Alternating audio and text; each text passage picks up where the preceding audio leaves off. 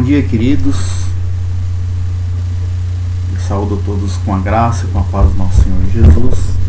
Nesse domingo de Páscoa, domingo em que nós relembramos, celebramos, não a morte de Jesus, mas o fato de que ele venceu a morte, ressuscitando ao terceiro dia.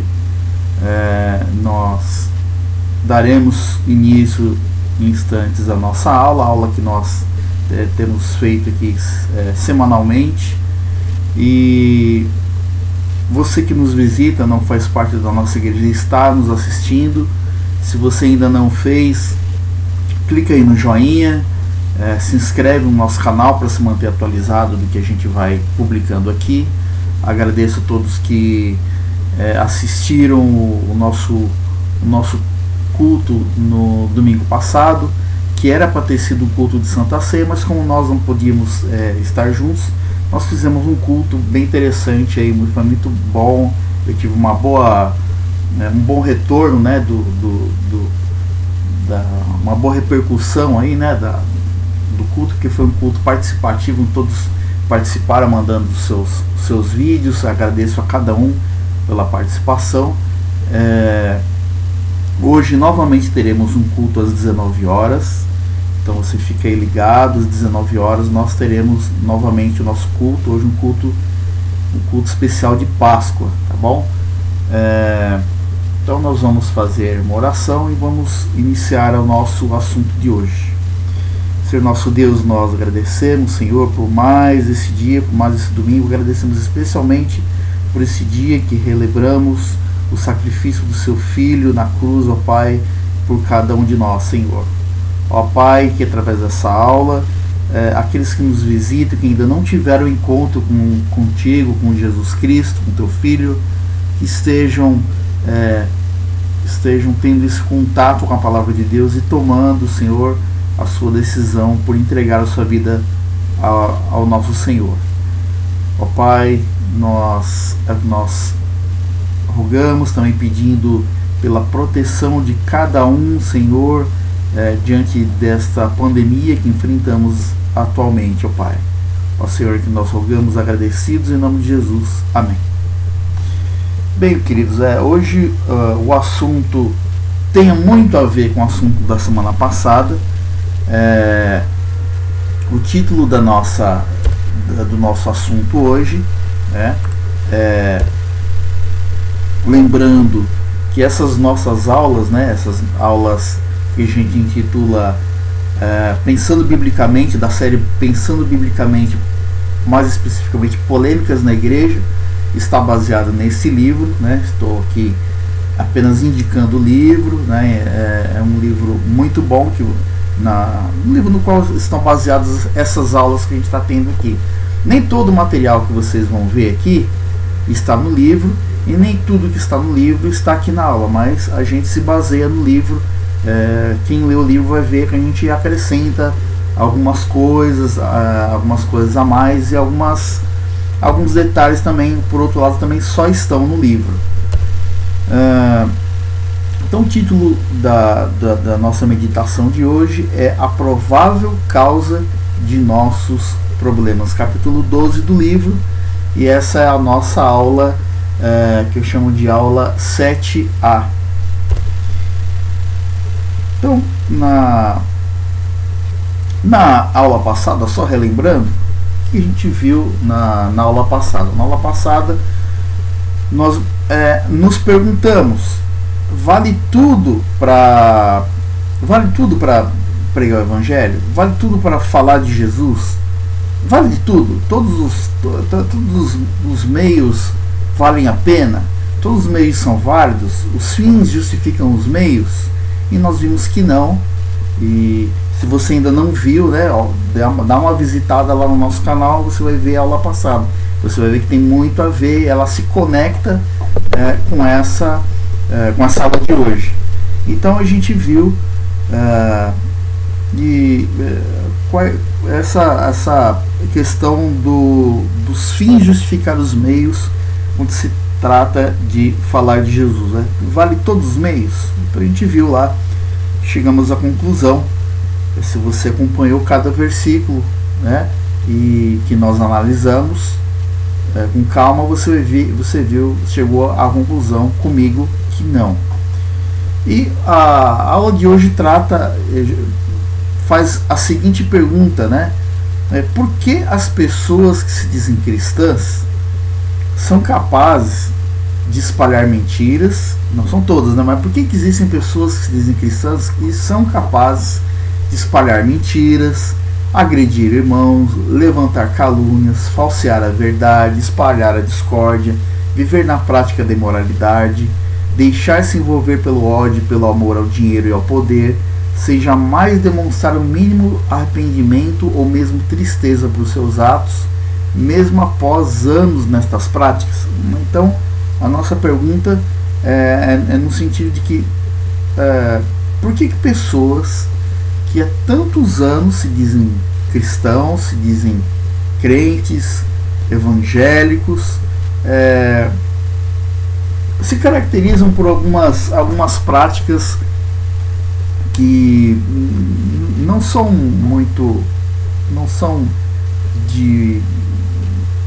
boas, né? Então, tá aí alguns exemplos.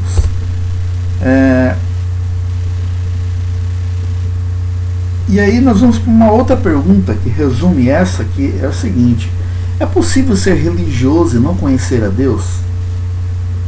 É possível, olha, vejam bem, é possível ser religioso e não conhecer a Deus? A pessoa é religiosa, mas não conhece a Deus. Mas como é que pode ser isso? É possível alguém ter uma capa de religiosidade e por dentro ser um lobo devorador. É possível alguém, você olhar para a pessoa e falar: nossa, a pessoa é religiosa, a pessoa ela vai à igreja, ela vai na escola dominical, ela vai no culto domingo à noite, ela participa dos trabalhos semanais, ela é envolvida nas atividades da igreja, ela tem uma capa de religiosidade, mas na verdade, em vez de ovelha, ela é lobo. Como é que pode ser isso, né? Alguém pode se passar por homem ou mulher de Deus e ainda assim não conhecer a Deus nem ao seu Filho Jesus. Mas como assim, Ricardo? Como é que pode, né? Mas até os não cristãos sabem quem é Deus e quem é Jesus. E como é que pode assim? Como é que pode a pessoa ser religiosa e não conhecer a Deus e não conhecer a Jesus? É possível. Olha só. Vamos analisar esses 3 versículos aí. Então nós temos aí João 17:3, Lucas 1:34, Mateus 1:25. Vamos ver o que eles têm em comum? Bom, Mateus 17:3, ele vai dizer que o seguinte: e a vida eterna é esta, que te conheçam a ti, o único Deus verdadeiro, e a Jesus Cristo, a quem enviaste. Quem disse isso foi o próprio Senhor Jesus Cristo, quando ele faz a oração sacerdotal, quando ele intercede diante do Pai por aqueles que ficam aqui no mundo, porque Jesus está se preparando para partir, e Jesus faz essa oração em favor de seus seguidores. E no meio dessa oração, né, em meio a essa oração, ele dá essa declaração, né, que ele deseja, né, ele faz essa oração ao Pai, que te conheçam a ti, o único Deus verdadeiro, e a Jesus Cristo, a quem enviaste. Vamos ver. Um outro texto que nós vamos analisar é o de Lucas 1:34. Neste texto, qual o contexto desse versículo? O anjo aparece, por ocasião ainda, antes do nascimento de Jesus, o anjo aparece a Maria e diz a ela, né, que ela vai ter, ela vai ficar grávida, né, de um menino a quem deveria se dar o nome de Jesus, e aí o anjo explica para ela o que haveria de acontecer, quem seria esse menino, e aí Maria responde: como é que vai ser isso, né? Como será isto? Pois não tenho relação com homem algum. Como é que vai ser isso? Porque eu não tenho relação com homem algum. Maria não era casada ainda. ela estava para se casar com José, mas eles ainda não eram casados, eles ainda não tinham não tinha uma relação de marido e mulher. Um outro texto que eu quero mostrar é o de Mateus 1:25. Contudo, não a conheceu. Esse versículo está no mesmo, é um texto paralelo de Mateus, é uma paralelo àquele de Lucas 1:34. Está no mesmo contexto daquele de Lucas 1:34, mas é o mesmo trecho lá em Mateus, onde o anjo fala com José, né, fala também com José, e diz que José, depois de saber do nascimento do menino, e diz assim no versículo 25 de Mateus 1: contudo não a conheceu, enquanto ela não deu à luz a um filho, a quem pôs o nome de Jesus. Esses dois textos, o de Lucas 1:34 e de Mateus 1:25, o primeiro usa, marquei em vermelho, não tenho relação, e Mateus 1:25 não a conheceu. O verbo usado aí no original grego é o verbo gnosko, traduzido como conhecer em Mateus 1:25, e ter relação no 1:34. Mas o que eles têm em comum? O que eles têm a ver com João 17:3? Bom, o verbo grego gnosko, traduzido como conhecer lá em João 17:3, é o mesmo que foi utilizado em Lucas 1:34, traduzido como ter relação, e é o mesmo que foi usado em Mateus 1:25, que foi traduzido como conhecer. O que a gente aprende com isso? Que quando a Bíblia, são apenas alguns exemplos, mas quando a Bíblia fala de conhecer, e eu olho lá no grego, e a maioria dos casos usa gnosko não é apenas conhecer no sentido de tomar ciência. Não, você conhece Jesus? Conheço, né? Conheço, ele viveu há 2000 anos atrás, né? Está na Bíblia, está nos livros. Não é esse tipo de conhecer.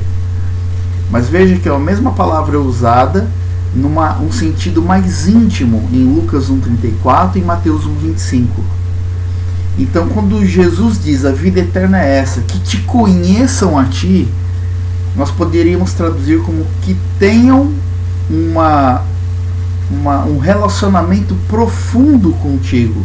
Conhecer não é apenas conhecer a Cristo, não é apenas saber que ele existiu. Saber que ele existiu, muitos souberam que ele existiu. Ninguém nega que houve na história um Jesus, mas quem era esse Jesus para você? Você realmente conhece Jesus? Quem é Jesus para você? Jesus uma vez fez essa pergunta aos seus apóstolos. E então aqui esse sentido de conhecer a Jesus é no sentido de um conhecimento profundo, resultado de uma relação mais íntima, ok? Então, voltando, é possível alguém ser religioso e mesmo assim não conhecer a Deus, não conhecer ao seu Filho Jesus? Sim, é possível a pessoa ser religiosa, mas não ter esse relacionamento profundo com Deus, esse relacionamento profundo com o Salvador. A pessoa pode ser religiosa e ser algo totalmente superficial. Olha só, nós vamos ver mais alguns textos aqui. Hoje nós vamos ver vários textos, analisar vários textos aqui, e peço a sua paciência aí, que nós vamos analisar um por um. Vamos ver o que a Bíblia fala a respeito de pessoas que têm um relacionamento superficial com Deus. Pessoas são religiosas, mas têm um relacionamento superficial com Deus. Olha só, Filipenses 3, 18 a 21, olha só que Paulo diz: pois muitos andam entre nós, dos quais repetidas vezes eu vos dizia, eu já estava avisando vocês, e vos digo até chorando, que são inimigos da cruz de Cristo. Então ele está falando de que muitos que andam entre vós são inimigos da cruz de Cristo. Aí ele continua: o destino deles é a perdição, o Deus deles é o ventre. Nós vamos ver um outro texto em que Paulo usa a mesma figura de linguagem, dizendo que o Deus, veja que Deus aí com letra minúscula, o Deus deles é o ventre. O Deus deles não é o Deus único e verdadeiro, mas é o Deus deles é o ventre. E a glória deles está na sua infâmia, visto que só se preocupam com as coisas terrenas. O que ele quer dizer quando ele diz que o Deus deles é o ventre? Você já deve ter visto alguém falar assim: ele não liga para ninguém, ele só liga para si mesmo, ele só olha para o próprio umbigo. É nesse sentido aí, tá bom? O destino dessas pessoas, muitos que são inimigos da cruz, o seu Deus é o ventre, ou seja, ele só pensa em si mesmo. Ele não está preocupado em servir a Deus, não está preocupado em nenhuma outra coisa a não ser com ele mesmo. E ele termina: pois a nossa pátria está nos céus, de onde também aguardamos o Salvador, o Senhor Jesus Cristo. Então muitos estão com a cabeça nesse mundo, mas a nossa pátria, a pátria do verdadeiro crente, não é aqui. A pátria do verdadeiro crente está nos céus, o qual aí ele continua, falando de Jesus, o qual transformará o nosso corpo de humilhação para ser igual ao corpo de sua glória, segundo a eficácia do poder que ele tem de até subordinar a si todas as coisas. Então nós vemos nesse texto aqui de Filipenses, mais uma vez Paulo alerta acerca de pessoas de dentro da igreja que são inimigos da cruz de Cristo, por servem a si mesmos e se gloriam em coisas vergonhosas, porque ele diz lá, que a glória deles está na sua infâmia. E que Paulo lembra que a nossa pátria não é esta, está na terra. Um outro texto aí que está lá em Romanos 16, 17 a 20. Então olha só o que diz aí: rogo-vos, irmãos, que noteis bem aqueles que provocam divisões e escândalos. Então Paulo está falando aí de pessoas que provocam divisões e escândalos na igreja, em desacordo com a doutrina que aprendestes. Afastai-vos deles, afastem-se das pessoas que provocam divisões e escândalos na igreja, porque esses tais não servem a Cristo. Veja, não está falando de gente de fora, está falando de gente de dentro da igreja. Está dizendo que essas pessoas que provocam divisões e escândalos não servem a Cristo, ao Senhor, e sim a seu próprio ventre. Olha aqui de novo, usando aqui essa figura, falando que eles ligam para o seu próprio ventre, para o seu próprio umbigo, olham para eles mesmos, e com suaves palavras e lisonjas enganam o coração dos incautos. Então veja, muitas pessoas, quero abrir um parênteses aqui, muitas pessoas elas ficam mudando de igreja, em igreja o tempo todo, Você deve conhecer alguém assim, que ela sai de uma igreja, vai para outra. Me batizei em tal igreja. Aí ela: você está naquela igreja? Passa um tempo, você pergunta: você está naquela igreja lá? Não, já saí, já estou em outra, e já me batizei na outra. Então ela vai passando, mudando de igreja, e vai se batizando, e vai mudando. Por que você mudou? Mas mudei porque tinha um pastor lá, pisou no meu pé lá. Aí no outro lá, o irmão lá me falou um negócio que eu não gostei. Eu saí, não quis mais. E a pessoa fica trocando. Bom, em primeiro lugar, batismo só existe um, e as pessoas ficam indo, se batizando. Segundo ponto, as pessoas olham para os problemas de dentro da igreja e já querem mudar de igreja. E não é por aí. A igreja é comunidade de pecadores, nós estamos dizendo aqui, quando diz que existem pessoas que provocam divisões e escândalos, não servem a Cristo, não estamos falando de pessoas que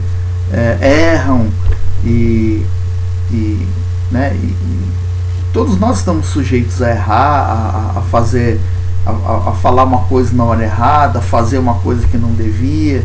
Mas aqui Paulo está se referindo a pessoas que sistematicamente, repetidamente, né, estavam ali e não se mostravam dispostos a melhorar, a tomar outro rumo.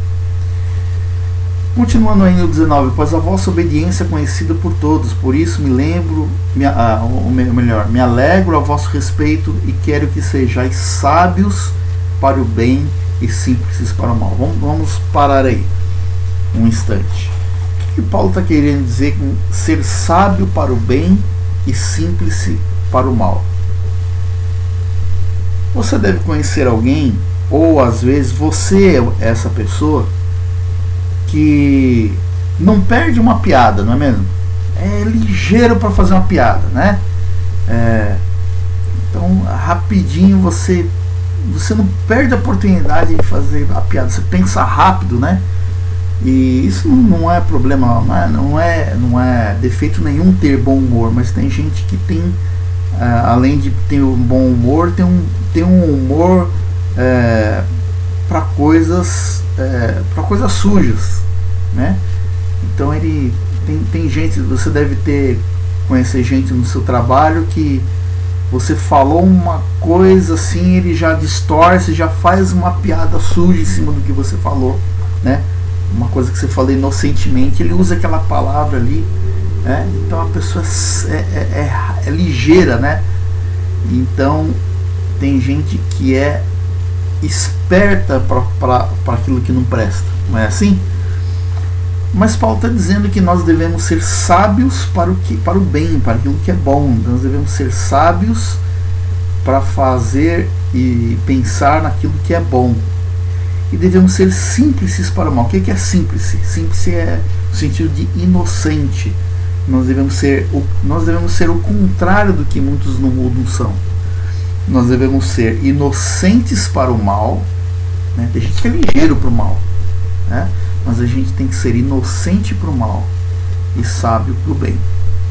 Então, resumindo esse texto aqui, esse versículo esses versículos, né?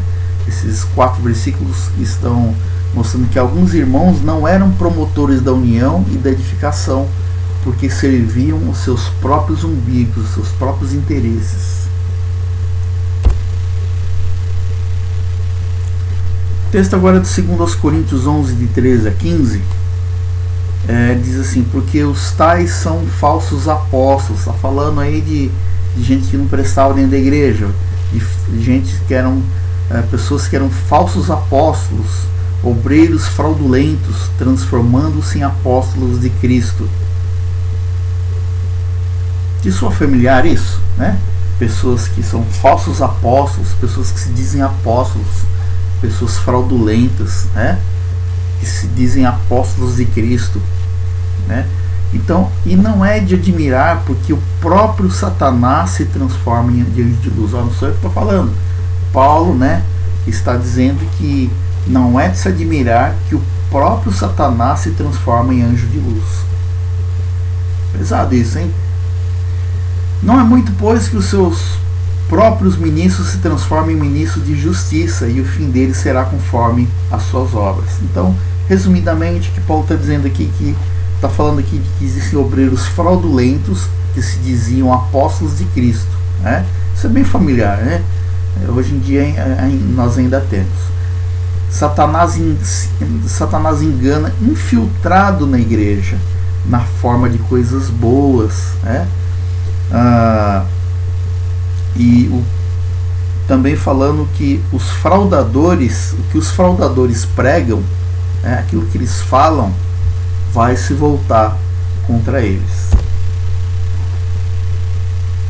Mais um texto aqui, Mateus 7, de 21 a 23. Olha só o que ele diz aqui. Nem todo que me diz Senhor, Senhor entrará no reino dos céus, mas aquele que faz a vontade de meu Pai que está nos céus.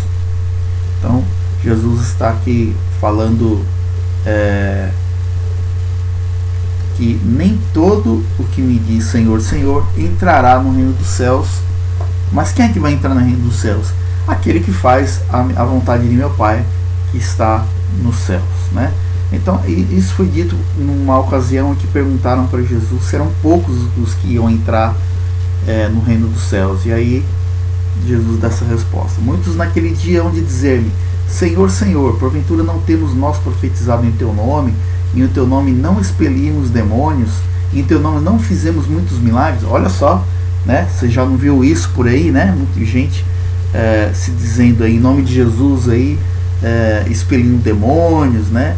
Profetizando, né?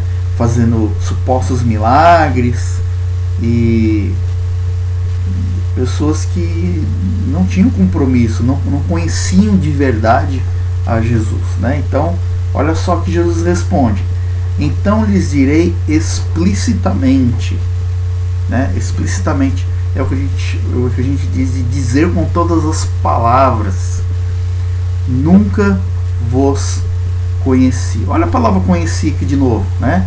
E a palavra grega usada aqui, eu fui pesquisar, é a mesma palavra, é gnóstico, né?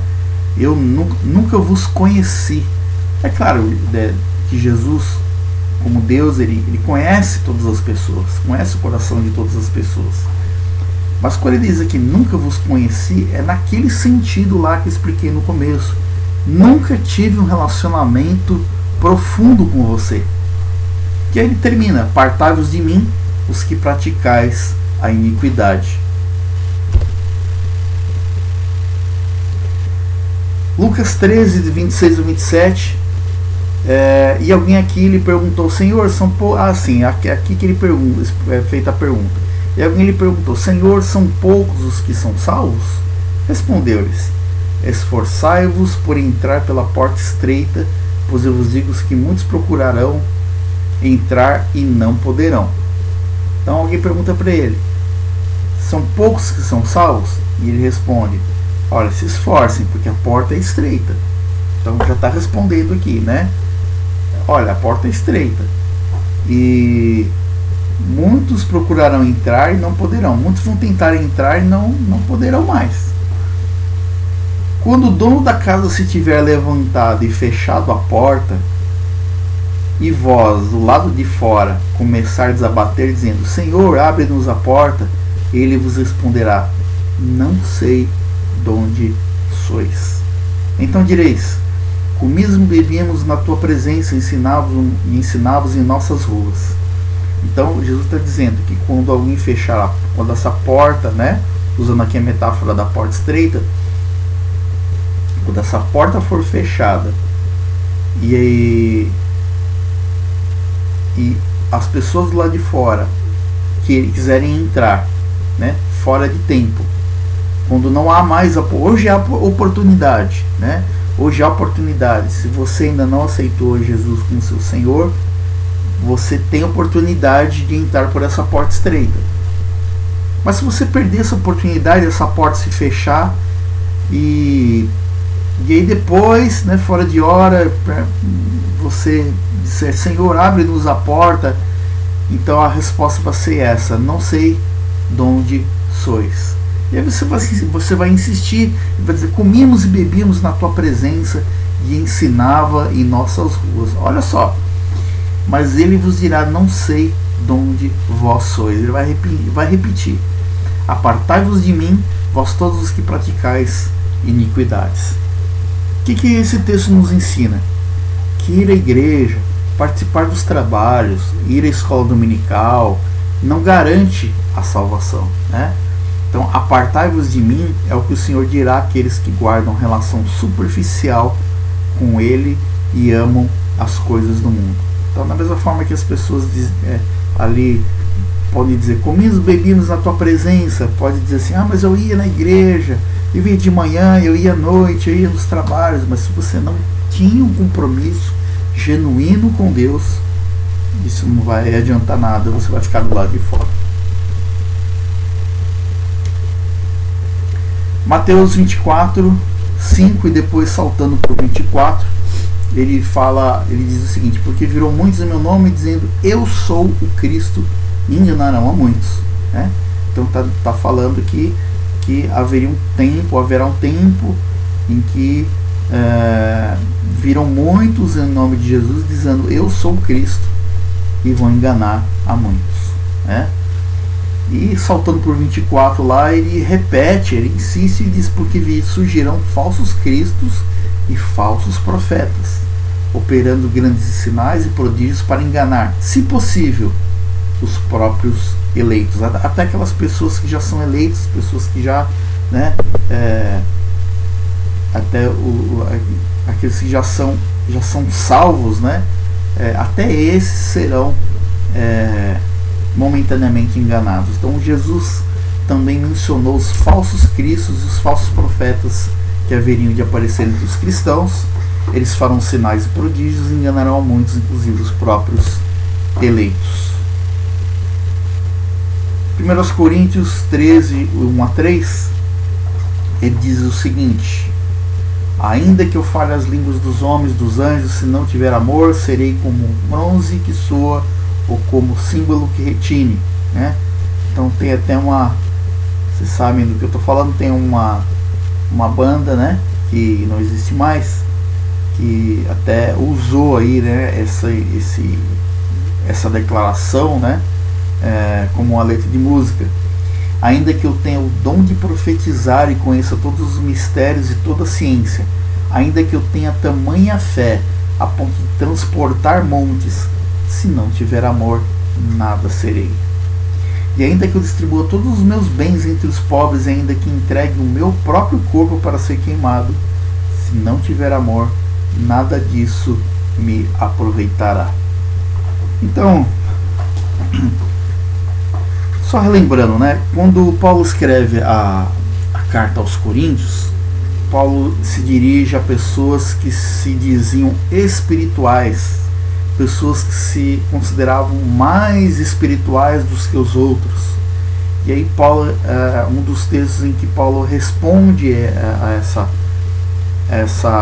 esse pensamento equivocado está aí, né? Quando ele diz que, olha, não adianta você conhecer os mistérios, tem dom de profetizar, né? Ter dom disso, dom daquilo, mas se você não tiver amor, não adianta nada, né?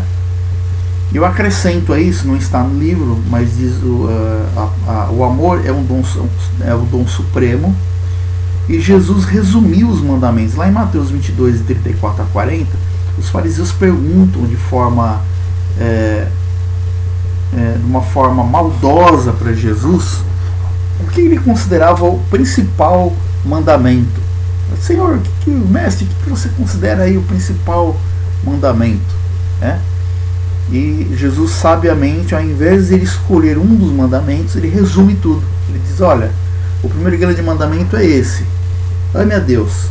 O segundo, semelhante a esse, é ame ao próximo. Então Jesus, ele resume os mandamentos nesses dois: ame a Deus e ame ao próximo. Ou seja, o resumo dos mandamentos é o amor. Se a gente não tiver amor a Deus, amor ao próximo, nós não cumpriremos a vontade de Deus. Por outro lado, se nós amarmos a Deus e ao próximo, estaremos fazendo a vontade de Deus. Porque se você ama a Deus, você vai ler a sua palavra, vai procurar cumprir a sua palavra, e isso inclui também todos aqueles mandamentos, todo aquele amor que eu tenho que ter para o meu próximo. Se eu faço a vontade de Deus, eu amo a Deus e amo ao próximo. O último texto é o de 1 Timóteo 4, de 1-3, em que Paulo se dirige ao jovem pastor Timóteo, e ele diz assim, que ora o Espírito afirma expressamente que nos últimos tempos alguns apostatarão da fé, ou seja, abandonarão a fé, por obedecerem a espíritos enganadores e a ensinos de demônios, pela hipocrisia dos que falam mentiras e que têm cauterizada a própria consciência, que proíbem o casamento e exigem a abstinência de alimentos que Deus criou para serem recebidos com ações de graças pelos fiéis e por quantos conhecem plenamente a verdade. Então, o que Paulo está dizendo aqui a Timóteo? Está falando que do aparecimento e a proliferação de falsos cristãos como marcas dos últimos tempos, né? E assim também o abandono da fé. Eu não menciono aí, mas na segunda carta de Paulo a Timóteo, Paulo vai dizer a Timóteo que nos últimos dias também as pessoas sentirão coceira nos ouvidos quando ouvirem a sã doutrina, quando ouvirem a verdade, né? E é o que nós vemos nos nossos dias. As pessoas gostam daqueles pastores, aquelas pessoas que se intitulam pastores, bispos, apóstolos e por aí vai, que falam conforme a sua própria cobiça, ou seja, falam o que os seus ouvidos querem ouvir, eles falam o que o povo quer ouvir, né? E quando alguém vai falar de alguma coisa, vai falar de pecado, vai falar de alguma coisa que precisa ser mudada, quando se trata de confronto com a nossa vida, eles vão sentir coceira nos ouvidos. Nós já temos presenciado isso. Outra coisa que eu quero enfatizar aqui nesse texto de 1 Timóteo 4 é aquela última parte que eu frisei aqui em vermelho, que diz: pela hipocrisia dos que falam mentiras, que tem cauterizada a própria consciência. O que quer dizer isso? Quer dizer que as pessoas pecam tanto que aquele pecado se torna normal, né? Eu não sei como é que você faz a sua oração de contrição, pedindo perdão pelos pecados a Deus. Eu costumo dizer, os irmãos já devem ter visto, quem me vê orando nesse sentido em público, eu gosto de pedir a Deus que, além de me perdoar os pecados, que procure também, através do Espírito Santo, estar me incomodando o tempo todo, para que a minha mente não fique cauterizada, que eu não peque e o pecado passe despercebido, né?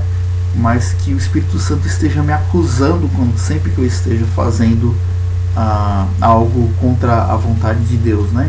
Porque senão fica igual essas pessoas com a mente cauterizada, né? Ou seja, a pessoa começa a fazer coisa errada e aquilo se torna normal. Então, finalizando, né? Depois de vermos todos esses textos, algumas conclusões que a gente tira. Algumas pessoas se tornam cristãs pela motivação errada. Nós vimos lá na aula passada alguns métodos equivocados, né, de levar Cristo às pessoas, né? E o resultado está aí. O resultado são essas a causa, né? Por isso que a aula tem esse título, né? A provável causa de nossos problemas. Que problemas são esses? Os problemas na igreja. Então, quais são os prováveis causas dos nossos problemas? Muitos dos nossos problemas nas nossas igrejas podem ser justamente as pessoas que são cristãs, até coloco entre aspas aí, né? Pessoas que se tornam cristãs pela motivação errada. Porque se a pessoa se torna cristã pela motivação correta, ela não é cristã, ela é cristã de verdade, né? Algumas são simplesmente admitidas nas igrejas, o que é extremamente fácil em algumas comunidades e relativamente mais difícil em outras. O que eu quero dizer com isso? Eu vou falar, eu quero que você que me assiste, que não é da igreja presbiteriana, eu quero que você entenda o seguinte: eu vou falar agora da igreja presbiteriana, mas não porque a nossa é a melhor, a nossa é a única que está certa, né? Mas é porque é a que eu conheço o sistema de governo, né? Então eu vou fazer aqui algumas considerações. Eu gostaria até que você participasse, colocasse aí nos seus comentários: na minha igreja funciona assim. Então, como é que funciona na igreja presbiteriana do Brasil? Quando um membro ele vai ser recebido de uma outra igreja, quando eu falo de outra igreja, pode ser de uma outra igreja presbiteriana ou não. Quando vem uma pessoa recebida na nossa igreja local, por exemplo, aqui no Jardim Elba, vindo de uma outra igreja presbiteriana, então é um caso fácil, porque nós já temos, dentro da igreja presbiteriana do Brasil, nós já temos a praxe, né? Já temos, não é nem só praxe, é uma regra, é uma norma, que quando alguém chega à nossa igreja, nós consultamos a igreja de onde a pessoa saiu, para saber os motivos pelos quais ela saiu de lá, né? E quando ela vem de uma igreja que não é presbiteriana, a gente procura da mesma forma procurar saber pela própria pessoa, ou tentar fazer algum contato, procurar saber o porquê da pessoa saiu de lá, né?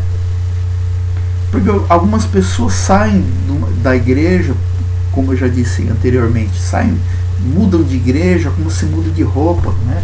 E isso não é bom, né? É importante que nós acompanhemos, né, nós da igreja presbiteriana, como líderes, presbíteros, pastores, acompanhemos a vida espiritual daqueles que nos são confiados, né? Uma outra consideração: uma vez convertidas, coloquei entre aspas também, né? Uma vez convertidos, apenas assumem uma máscara de religiosidade. Afinal, um incrédulo pode orar em voz alta, usar jargões evangélicos, contribuir para o sustento da igreja, cantar hinos e ouvir sermões. Então, se eu simplesmente recebo uma pessoa sem procurar saber, acompanhar mesmo a vida espiritual dela, sem que ela tenha, se a pessoa vem de uma outra igreja, vem para a nossa, sem ter uma vida assim, de compromisso mesmo com a palavra, com a verdade, né? com a vontade de Deus. Então, uma vez convertidas, né, entre aspas aí, elas podem cantar em voz alta, falar o que nós chamamos de evangeliquez, né? Pode usar termos evangélicos, né, na hora da conversa, dar o dízimo, contribuir, né, todo mês aí com o sustento da igreja, cantar hinos, ouvir os sermões, e a pessoa não é genuinamente convertida.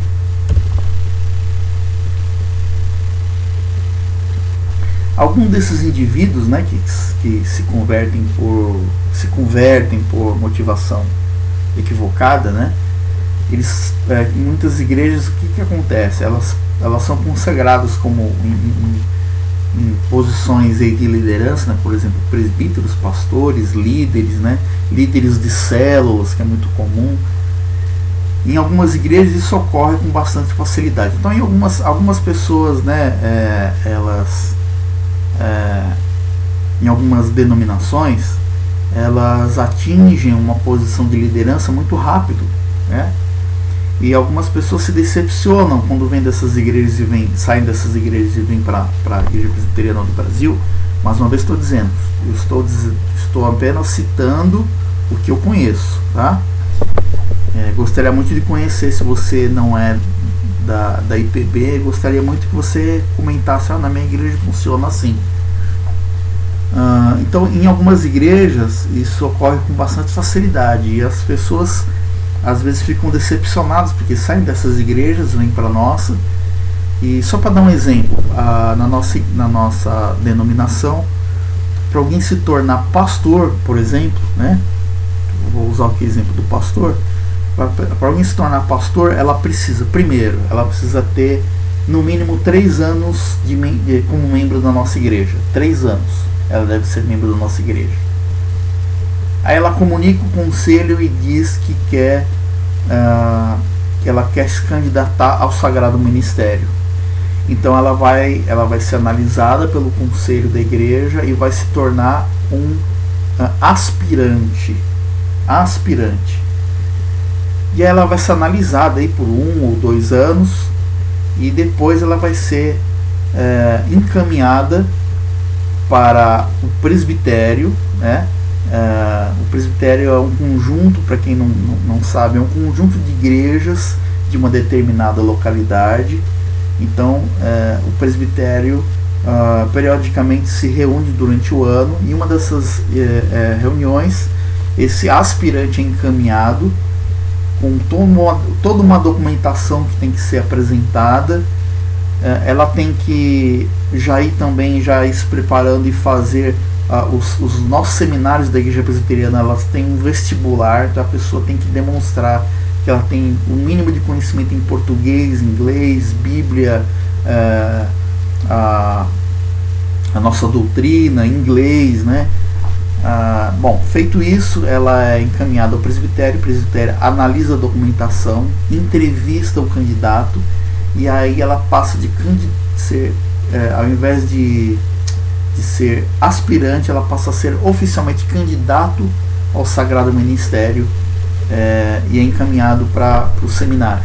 Ela cumpre 5 anos de seminário, faz o seminário durante 5 anos, tem que cumprir lá com todas as matérias, atingir lá as notas mínimas de cada matéria.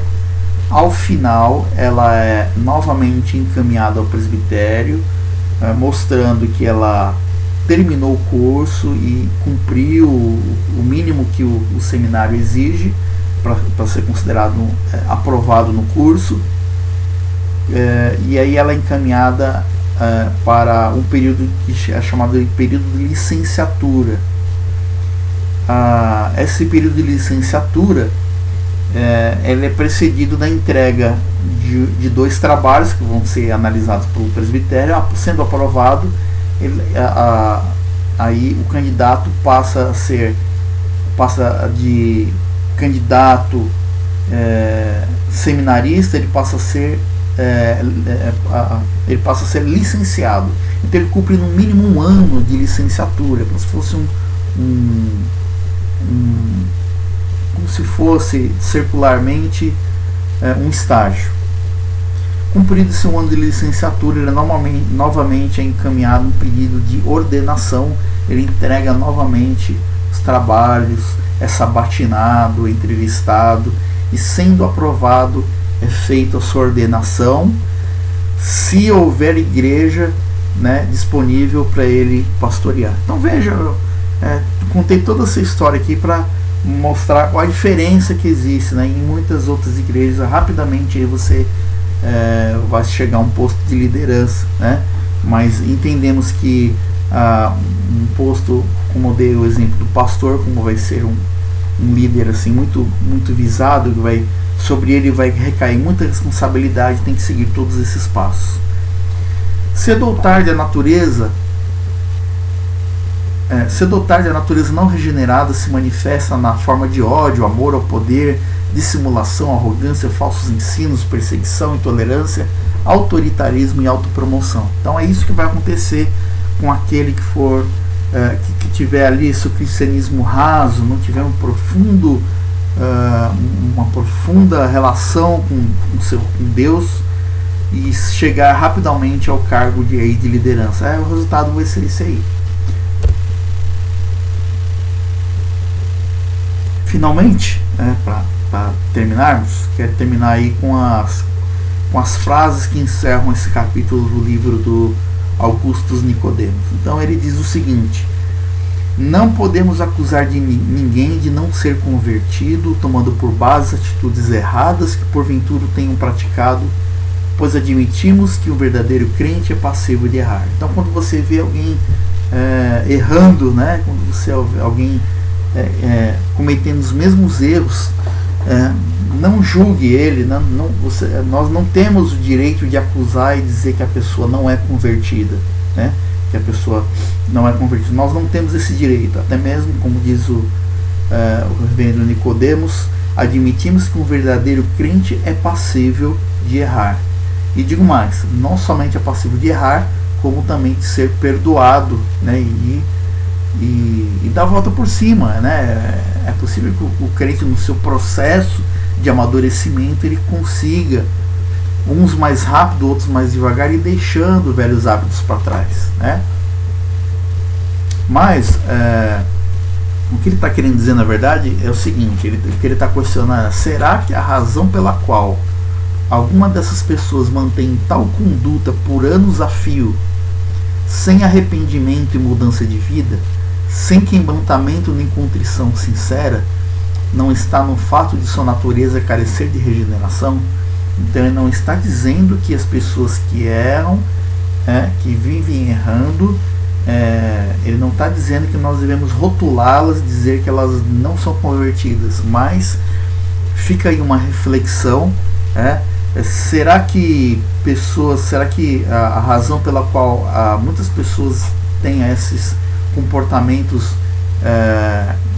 por anos, cometem os mesmos erros por anos a fio, será que isso não está relacionado com a necessidade de precisar de regeneração? Será que as pessoas não precisam ser regeneradas, E assim nós encerramos, Então fica aí essa pergunta para nossa reflexão. Então, lembrando, o título da nossa aula hoje foi A Provável Causa de Nossos Problemas. Então, será que os problemas que a igreja enfrenta, será que as lideranças das nossas igrejas não estão administrando problemas por causa da necessidade de regeneração que algumas pessoas têm? Será que, por outro lado, também o fato de muitas vezes a liderança lidar com esses problemas, ou melhor, de não lidar com esses problemas, de não tratar esses problemas, será que isso não tem também trazido problemas às nossas igrejas? Então, quando você vê a liderança da sua igreja aplicando a disciplina, entenda isso como um zelo, não deve ser encarado nunca como uma punição, mas cabe à liderança da igreja zelar pela sua integridade e aplicar a disciplina. Muitos, faço aqui também, abro um parênteses aqui também para dizer que muitos também recebem, não sofrem, mas recebem a disciplina na igreja. Na nossa igreja mesmo já aconteceu, recebem disciplina, elas recebem a disciplina da igreja vindo da liderança, do conselho da igreja, e ao invés de elas se submeterem a esse processo de disciplina e encararem isso como um aprendizado e uma oportunidade de crescimento, elas vão para outras igrejas onde ninguém conhece elas, Então, que nós estejamos orando pelas nossas igrejas, pelos nossos líderes, para que nós estejamos sensíveis a essas questões e procurando levar aqueles que estão há anos a fio cometendo os mesmos erros, que elas estejam sendo regeneradas. Hoje é o domingo de Páscoa e não é possível que, e fica aí para nossa reflexão, Jesus morreu pelos nossos pecados, morreu por cada um de nós, e o que nós temos feito por ele? Será que a gente tem levado a vida da mesma forma que sempre? Será que estamos ainda cultivando o velho homem? Ou será que nós estamos procurando crescer espiritualmente? Será que nós somos realmente regenerados? Estamos procurando a mudança em nossas vidas? Não faça com que o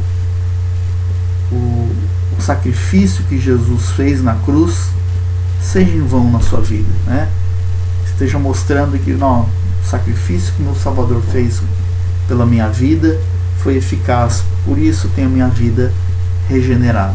Que Deus te abençoe e tenha um bom domingo.